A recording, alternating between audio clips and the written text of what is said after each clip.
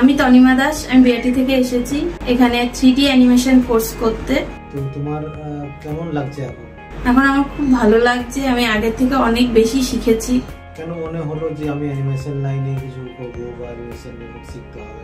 আমি ছোট থেকেই অ্যানিমেশন জিনিসটাকে খুব ভালোবাসি এবং এরকমই সিনেমা দেখে বড় হয়েছি। তো সেহেতু আমার একটা ইচ্ছে ছিল যে আমি নিজেও এটা একদিন বানাবো, এরকম ক্যারেক্টার নিজে হাতে তৈরি করব, কোনো সিনেমা বা কোনো কার্টুন ফিল্মে অ্যানিমেটর হিসেবে জয়েন করব। সেই কারণেই আমি এখানে এসেছি।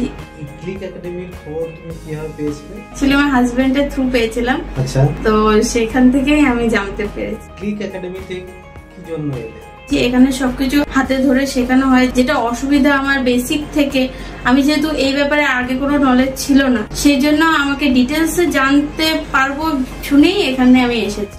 শেখার পর তুমি কি করতে চাও? আমি প্রোডাকশন জব করতে চাই। তোমার একাডেমিক কোয়ালিফিকেশন? আমি এমএ বেঙ্গলিতে এমএ করেছি। তো তোমার তো বিয়ে থা হয়ে গেছে, তো সেটাকে ম্যানেজ তুমি করতে পারবে? হ্যাঁ, সবকিছু ম্যানেজ করি, তার সাথে সাথে আমি এটা নিয়ে এগাতে চাই। Thank you so much.